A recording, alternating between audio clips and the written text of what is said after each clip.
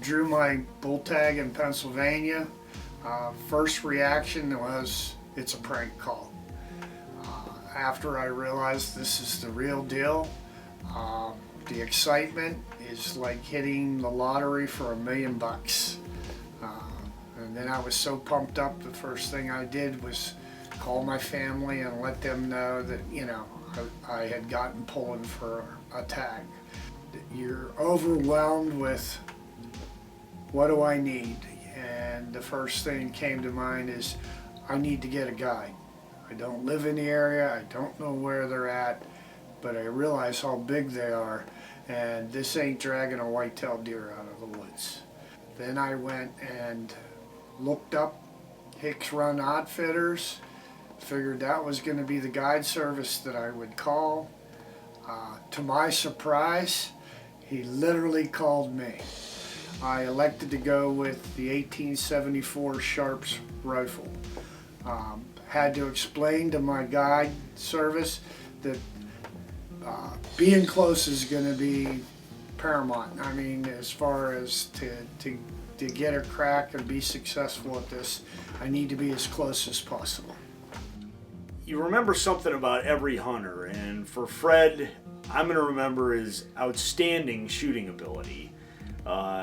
He was very serious hunting with a Sharps rifle, which is 19th century technology, that I had to get him in 100 yards. Okay, it's a challenge, but it can be done. And so I spent a lot of miles and a lot of hours scouting and practicing getting into well within 100 yards of bulls in Zone 2 in Pennsylvania. To the point where a few days before the hunt, I came across some great bulls and got within 55 yards of two bulls fighting and going at it pretty good.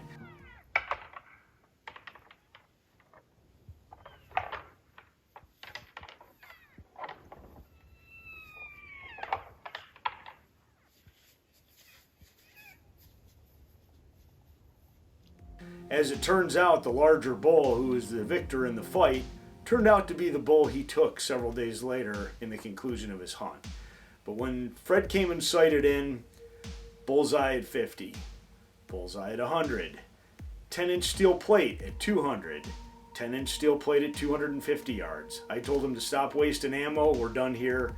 I've never had anybody hunt with Hicks Run Outfitters that sighted in so accurately and so fast as Fred did. It was a real pleasure to hunt with him and Warren, and that guy can shoot. We went out on our first day, and I think 18 bulls and 4 shooters. It says a lot about your guide service. It's like a kid in a candy shop. All right, Scott with Hicks Run here. Just before first light, we got Fred Stough, our bull 200, and his brother Warren. We've got bulls bugling in 2 different spots. We've already come up upon a bull. Hope everyone hunts well, hunts safe.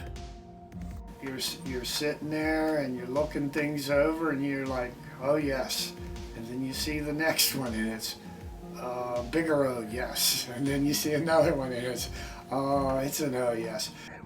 We're watching a 7x7 with a broken left pedestal, so he's missing 2 points, but he's a beautiful bull. So I passed on a few really nice bulls because I figured I had the week to get this done. I do believe my guide's part billy goat. I was having a rough time keeping up with him. He goes up and down the hills pretty quick when he has a destination in mind. To where we hunted, I think the terrain was great once you got on top of the mountain, but you know, getting up there could be tough. After the first day, and I think I recommend it to anybody, is maybe not shoot your animal on the first day. Maybe look to see what's truly out there and then trust your guide. He's going to tell you if there's something there that's exceptional, he's going to tell you right away it's exceptional. If it's good, just good, I mean, you got to have it in your mind where you're at, 1, 2, and 3 as far as exceptional, good. No, don't shoot it. My guide was very honest, and you know, if there was a nice bull there that I'm getting excited about, we can do better than that, okay? Or that's a good bull, but let's go look at a couple more. My youngest brother came along with me. We hunt everywhere pretty much together. He's not just my brother, he's my best friend. But having my brother with me was the best. There's nothing better than family. My brother asked me to participate in his hunt with him, which was a real honor. And to be there, to participate, I felt like I was every part of the hunt. I told my brother I felt like I really experienced the hunt, everything except pulling the trigger on the rifle. Me and my brother have hunted our whole life together. We ham it up pretty good. It's about the experience for us. And so my brother's hunt, as compared to other hunts I've been on, exceeded my expectation. In fact, I just came back from Alaska, which was a hunt of a lifetime for me, and to be able to participate in my brother's hunt, again, far exceeded my expectation. It was right up there with my experience in Alaska. As far as the elk hunting in Pennsylvania, it's absolutely world class. You have the opportunity to harvest an animal of a lifetime. The herd here, and I have to say that the Pennsylvania Game Commission has just done a fabulous job with the herd here in Pennsylvania, and they're absolutely world-class animals. On what type you hunt want to experience, and again, that's another area that Scott Armstrong did a nice job, was trying to tailor that hunt to fit, again, my brother's expectations, his level of physical fitness, but it can be a rigorous hunt, and you can put on a lot of miles. The first day of our hunt, we walked 10.4 miles, which maybe for a lot of people that doesn't seem like a lot of miles, but for me and my brother, that's a lot of walking. We went half speed, so to speak, over the first day to get there. Made all the difference in the world.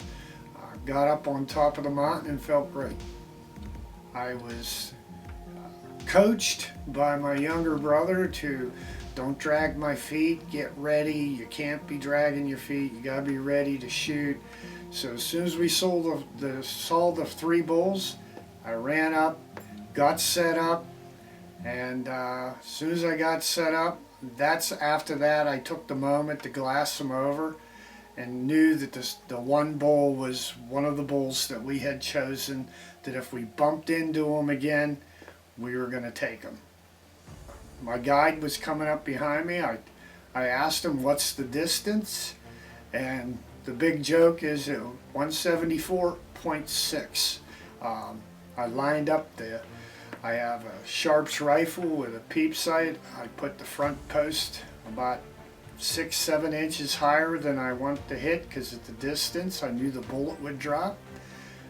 Touched off the shot, knew I hit the animal instantly because its back end went down, which now there's a big sigh of relief. You go, I hit it. And then the animal only went 10-15 yards and just collapsed, which was not even just, more exciting. You know that you've hit it good enough that it's over. It's over for the animal. Walked out and there's 3 bull elk in the field here. All beautiful shooters. We had one particular one picked out from yesterday. He was at 174.6 yards. And what'd you shoot him with? Shiloh Sharps 4570. Iron sights. Iron sights. Went down, rocked him on the shot, and he walked maybe 20 yards, fell dead. We're pumped. When we saw the elk and we got set up, we noticed that there was, I think, a party of 3 hunters coming our way. The guide got up and waved his arms for them to, stop proceeding in our direction, so that we did not scare the animal away, which they complied. They stopped immediately and let us continue on where we made the shot and got the animal.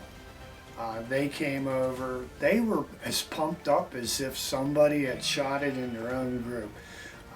Congratulations, shaking hands, all that.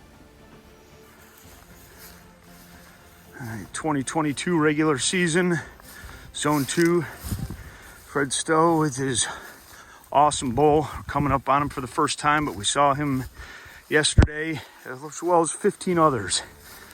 Had 4 picked out as shooters, and this is the one he really wanted.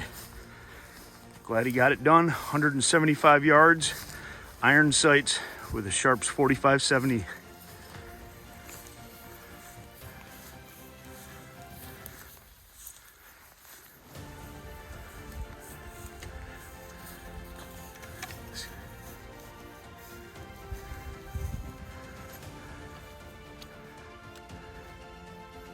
Give him a poke. We're good. Look at that ball.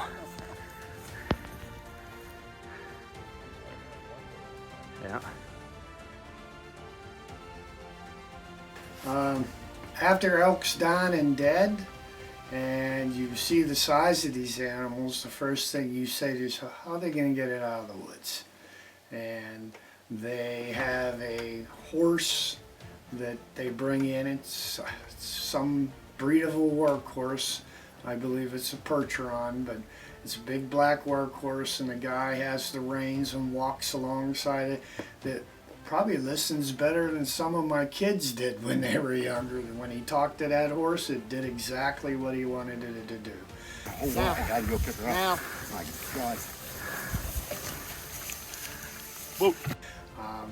I believe an elk's about 700 pounds. We put that on a sled, not wheels, just a sled. And that horse, just like it was a walk in the park, started dragging it back to the truck with the trailer that, you know, we have to put it on and take it away. But the horse's name was Friday, and it was pretty exciting to see that horse show up after we made the calls to get him there and everything. And you realize that, hey, I did this, you know, it worked out great. My wife was waiting back at the vehicle. We discussed this when I got drawn. I'm a very lucky man that my wife is very supportive of everything that I do. And she, after she realized the immensity of being drawn for a tag, oh man, she was gung-ho, all systems go, full speed ahead. You know, you get and do what you need to do.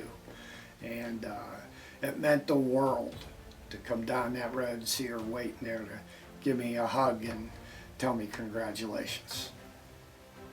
My guide, Scott Armstrong, very good. Got me, he did his job. I told him on day one, he doesn't have to worry about anything for the rest of the week.